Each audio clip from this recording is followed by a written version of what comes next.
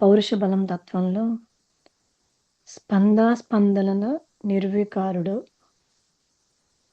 అతని నిర్మల స్పందనమే అంటే ఏంటండి?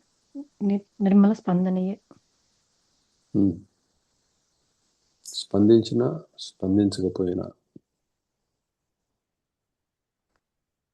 ఎటువంటి పరిణామము చెందనివాడు, ఎటువంటి ఆకారము పొందనివాడు అని అర్థం.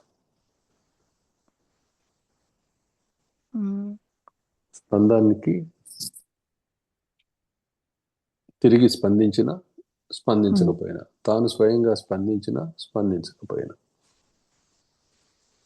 ఎటువంటి పరిణామము ఎవరైతే చెందడో అతడు అని అర్థం. అతని యొక్క నిర్మల స్పందనము అంటే పరమాత్మ యొక్క స్పందశక్తి అని అర్థం.